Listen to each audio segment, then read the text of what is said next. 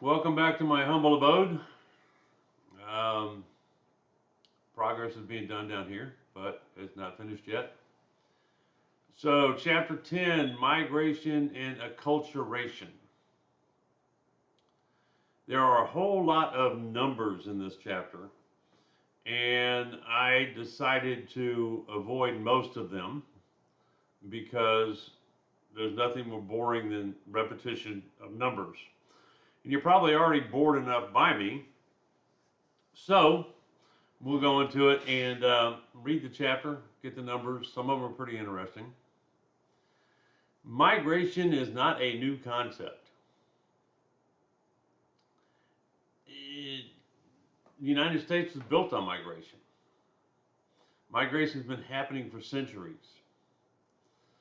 Before Christopher Columbus sailed, there's new evidence that the Vikings landed in Nova Scotia.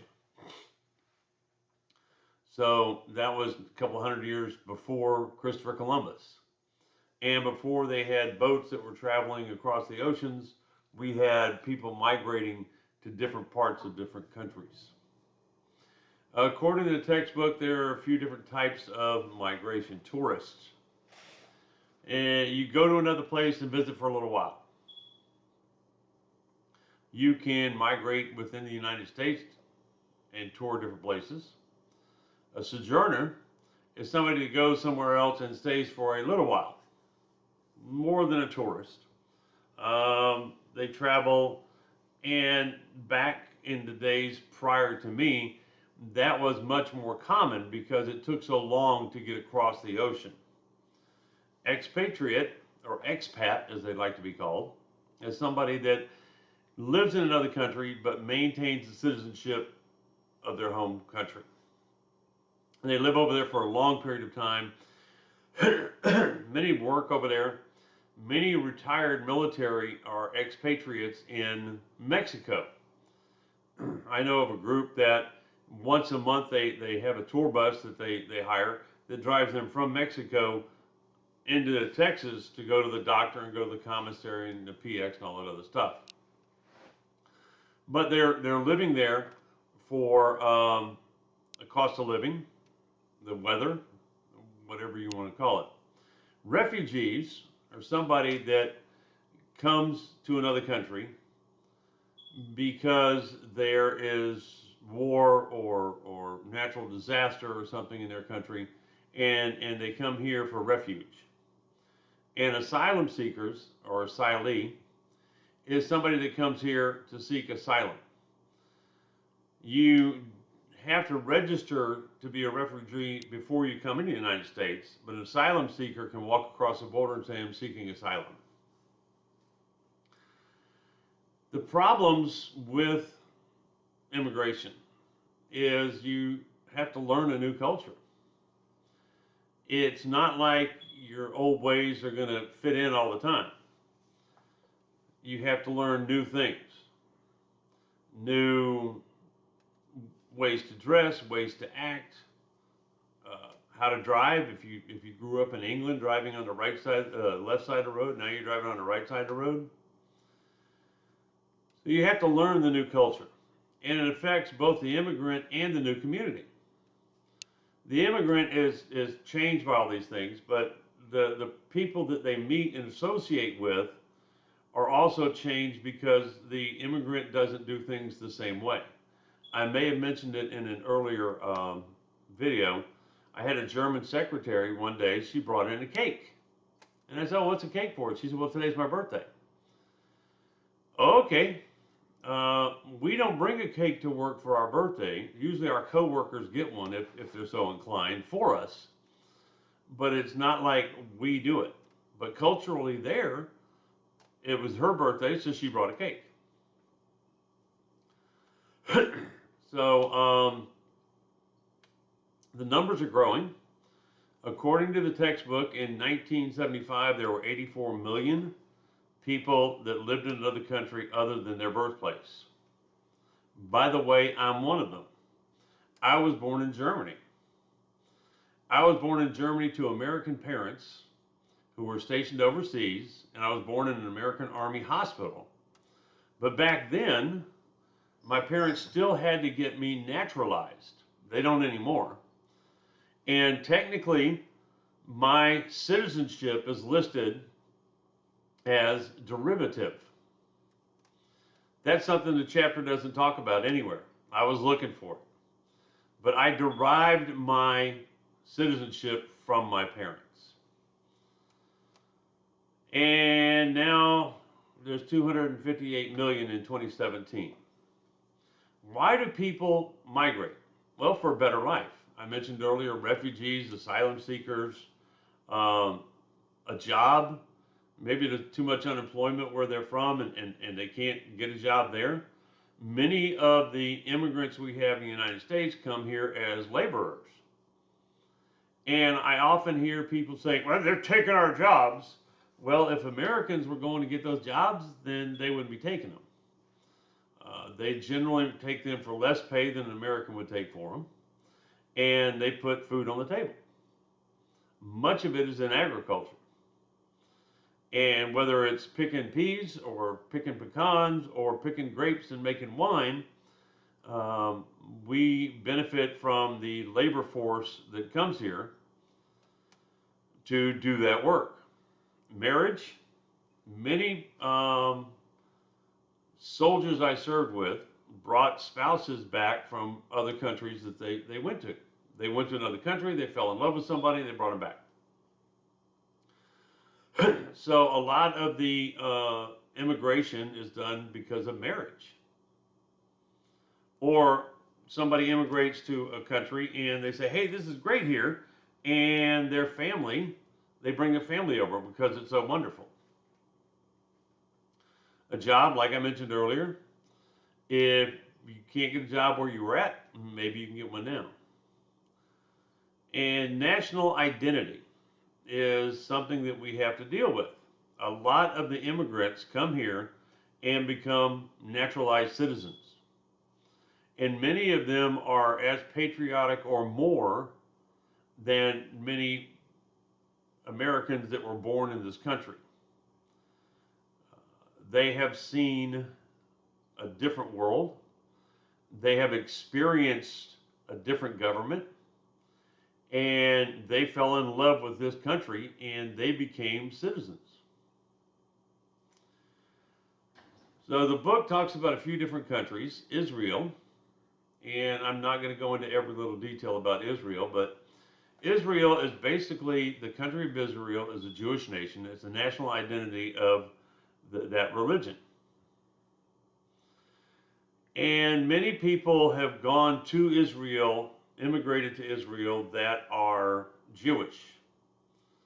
But where they grew up Jewish, like in Ethiopia, it was a little different Jewish than what's in Israel. The largest number of Jews in Israel, the largest number of immigrants in Israel are Russian Jews who fled for the Soviet Union as soon as they could. And many of them keep their Russian culture, but they are slowly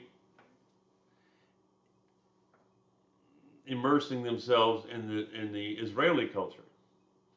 And often children of immigrants don't really understand their heritage culture because they grow up in another culture.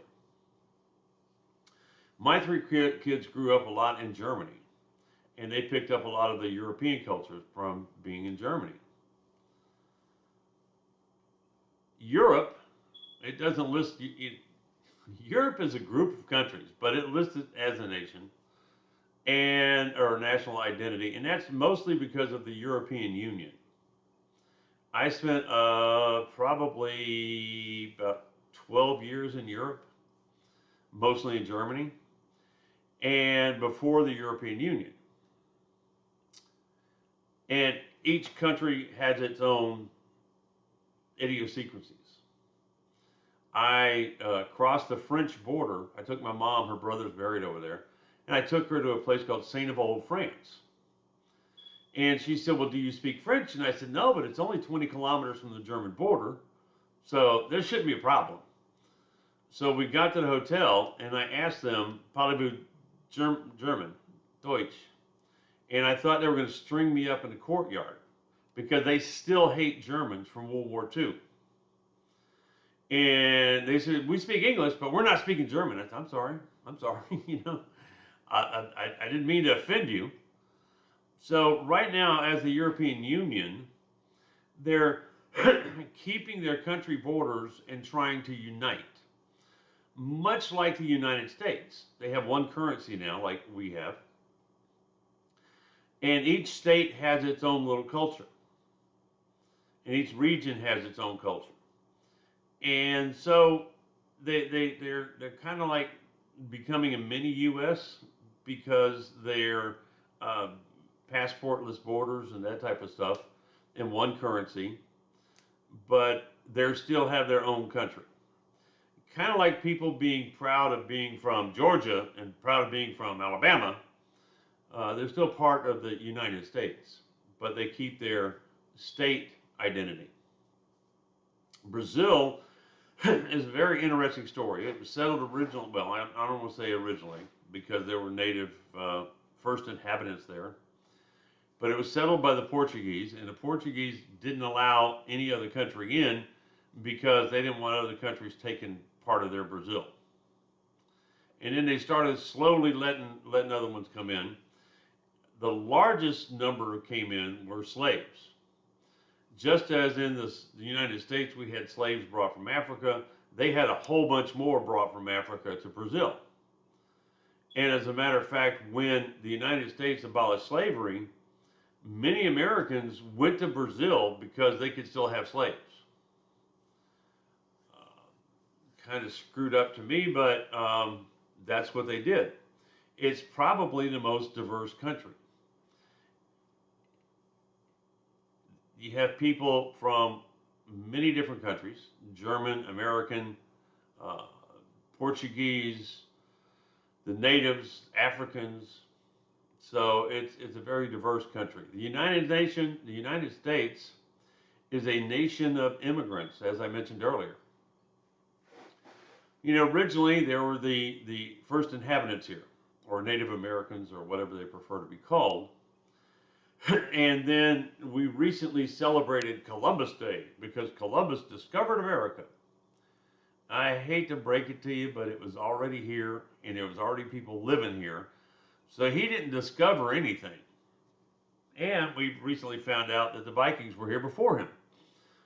So the United States has been made up of immigrants since the beginning. When the first Pilgrims came over here, they were immigrants. And other groups have come in after them. Now, if you are born in the United States, you have automatic citizenship, which some countries don't do. If you remember conversation about Japan a couple of chapters ago, the Koreans that were brought over there basically as indentured servants have been there for generations, still aren't Japanese citizens because they weren't Japanese. There's always been conflicts when new immigrant populations came in. If you look back at history, the Irish, oh, they're Irish, you know, they were kind of the scum. The Germans, oh, they were, and the Asians, and they came in, and the Haitians, and they came in. And the textbook talks about them getting blamed for bringing different things to the United States, different diseases. And they groups of immigrants have always been looked down upon until the new group came in.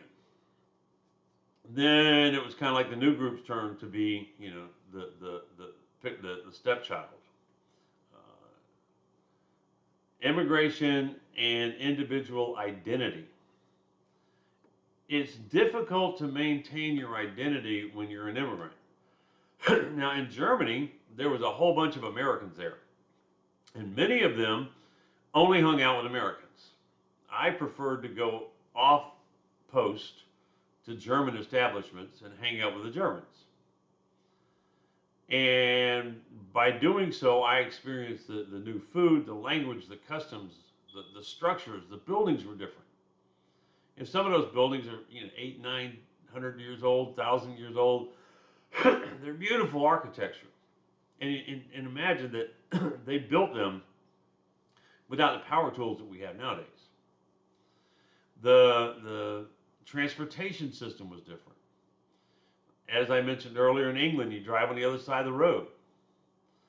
They call things by different names. Even in countries with shared, so to speak, languages, if you're in England, the hood of the car is called the bonnet, and the trunk is called the boot.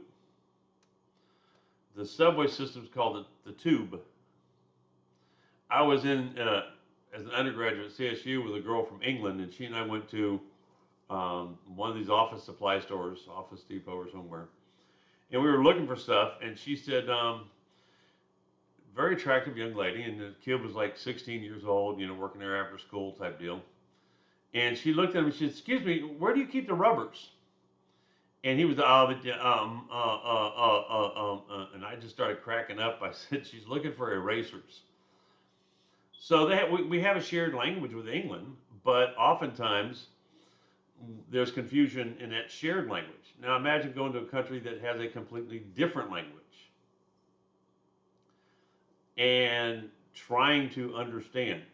The great thing about Europe is most people over there speak 3 or 4 languages.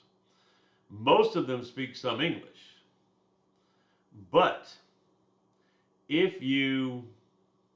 I always try to speak their language. And when I fumble it enough, and then they'll revert to English and help me out.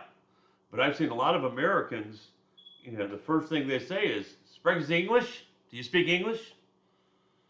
And it kind of offends many of them. And you probably heard it here in the United States. "Well, if you're going to live here, damn it, speak American or speak English."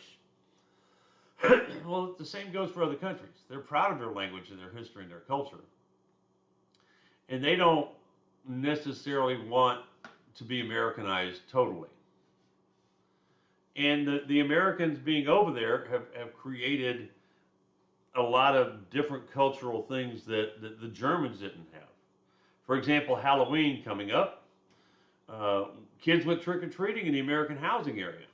They put costumes on just like they do in the United States. We brought that custom over with us because we wanted our kids to experience it. And the German kids figured out they get in on it.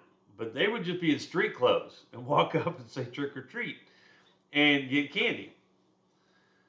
So I don't know what's going on over there now, but when I was over there with my kids, that's what was going on. The book talks about something called culture shock. When you go to another country and things are different. I've been to other countries where it's common practice for men to kiss men on the cheeks when they meet them. And I was representing the United States, so I couldn't say, "What the hell are you doing?" I just had to flow with it. So in culture shock, there's the honeymoon period. And that's where everything is new and interesting. And this is so cool. Why don't we have this in the United States? Y'all know what Capri Sun, those little drink packets are? They had them in Germany long before they had them in the United States, except they were called Capri Sun. And when I got over there, I said, "This is cool. We got to have these in the States." And I came back to the States, and a couple of years later, they started having them in the States. The culture shock period where, things aren't right. It's something different. It doesn't fit. And then the initial adjustment period is where, okay, I'm understanding this. This is how I got to do this. And in Germany, when I wanted to make a long distance call to the States, I had to go to the post office. It's called the Bundespost. And you had to go in there and give them the number you wanted to call. And it was like $20 for 5 minutes. And back then, $20 was a lot of money. And they had different phone booths, and they had numbers on them. And they would tell you, okay, booth number 5, and you go in there and pick up the phone, and you could talk to somebody. It's like, I'd never seen nothing like this in the States. What are they talking about, You can't just pick up a phone and call it. Nope, can't do that. the mental isolation. That's where I I was kind of adjusted to it and comfortable with it, but still it makes me feel uneasy and I don't like it and I don't know what's going on. And then finally, acceptance and integration, where you accept many of the things and you start integrating them. And something very simple is when you see somebody in German, you say Guten Tag, good day. Danke, thank you. Bitte, please. You start picking up those little words and you integrate into it. When I was deployed with a unit from Italy, and they were all saying grazie, grazie. And it's like, huh? Prego. And they're like, what? And I had to go through a different cultural change. Something that I have found because of my disability is that disabled people are another culture. You know, I don't have enough sight. I'm visually impaired enough to be blind, but I have enough sight. I'm two-sighted to be sighted. I don't fit into either culture. And I've adapted some things from the blind culture, and I've retained some things from the sighted culture because I still have a little bit of sight. So you accept and integrate to where you are. Reverse cultural shock is going home. When you get used to that other country and that other culture, and then you come back to the States and you find a great way of doing something, and you come back to home, it's like, why don't they do this here? This is much better. That's the way we do it. Oh, okay. You kind of shut up. So when you go home, once you have acculturated integration and acceptance into a new culture, and it's been for a while, when you come back, it's difficult to shift gears and come back. When I was deployed to Kyrgyzstan, I learned Russian, and I had to do the things the way they did them over there. And when I got back to Germany, I took my family to a restaurant in Germany, and the menu was in German. I could speak German, I could speak Russian. I read the menu in German, told my family what it was. They told me what they wanted. And when the waitress came over there, I was so used to speaking Russian, I ordered everything in Russian. And she kind of, huh? And my daughter said, Dad, you're speaking Russian again. It was the reverse culture shock. I was so used to speaking one language. When I came back, it was like, huh? And even when I got back to my family, you know, I would say something like, "Ja nicht now," which means I don't know. And my wife would, huh? And my daughter said, he doesn't know. My wife said, I don't know either. She said, no, Mama. He said, I don't know. Because little kids picked it up faster than adults do. So I had this reverse culture shock coming home because I was so used to that other culture. Predictors of acculturation. Begin with, acculturation is unescapable. If you spend enough time somewhere else, you are going to start becoming acculturated to an extent. It varies with different people. Some people become more acculturated than other people do. And the book talks about stress, adaptation, growth process. When you get stressed out about something, and it's true for culture, it's true for life in general, interpersonal communication, any relationship you get into. When you get into a position that stresses you, you kind of back up and regroup, then you adapt, and by adapting you grow, and then you get stressed again. It's kind of like a spiral that goes down. And that's how you grow and become acculturated. Effects of media and transportation. In the past, as I mentioned earlier, it took 2 months to get to the United States by ship that was blown by wind. If you immigrated from Europe to U.S. or Asia to the U.S. anywhere, and even if you immigrated from Italy to the Netherlands, and that was across land travel, it took a long time to get there. And you couldn't just pick up a phone and say, "Hey, Mom, how you doing?" My wife would, I'd call home and speak to my mom, and my wife wasn't in the house, and she'd come in, and "You've been talking to your mama, haven't you?" And I said, "Why?" "Because you got that southern drawl." Because when I talk to Mom on the phone, I pick up that southern drawl, and it takes me a while to get rid of it. So you can't do that, or you couldn't do that in the past. It took a long time, and there was no. If you mailed a letter, it took a long time. Nowadays, we have internet. We have immediate communication. We have jets that travel great speed, and you can fly back to wherever you came from.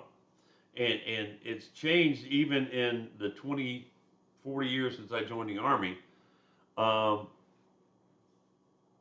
Nowadays, when soldiers are deployed, they can get on the internet and do a video chat with their family. In many cases, not in every case, but you couldn't do that back then. You had to write, I'd write a letter because the phone call, like I said, cost so much. I made like $200 a month, so $20 was a lot of money.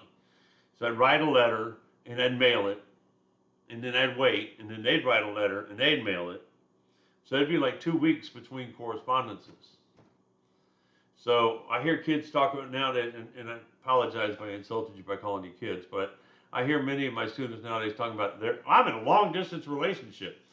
You don't know what a long distance relationship is until you have to wait 2 weeks to hear from somebody. If you can pick up the phone and call them and look at their face with a FaceTime or something, then it's not really long distance. So, categories of acculturation. Marginalization.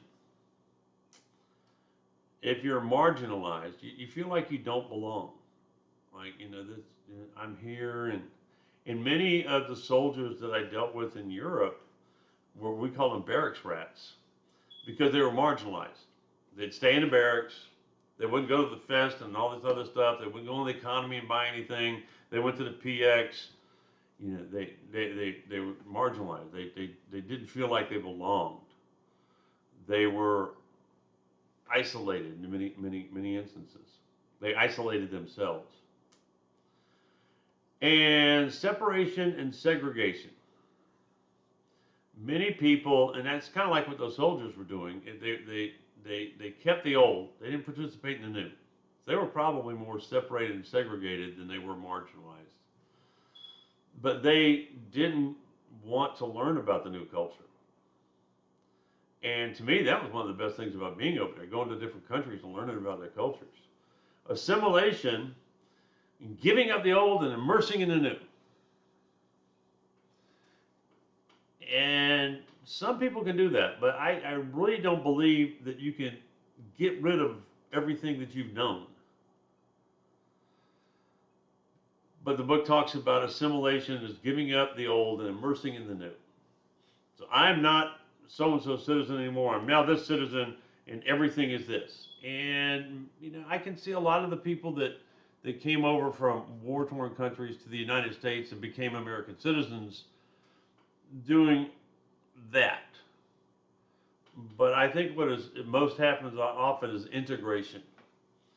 You keep the best of both worlds. These new things that you learn from the new country are great, but you keep your old cultures and your old traditions. And I think that's what I've done is integration, more so than anything else. So migration, acculturation, it's happening everywhere. The book has some great information in it, numbers. Please read the chapter because I can only highlight it. If I'd have been rattling off numbers, you'd been asleep faster than you already were. So I'll see you next week with chapter 11. Take care. Have yourself a good day. And do me a favor. Believe in yourself. I can find my mouse. There it is. Believe in yourself because I do.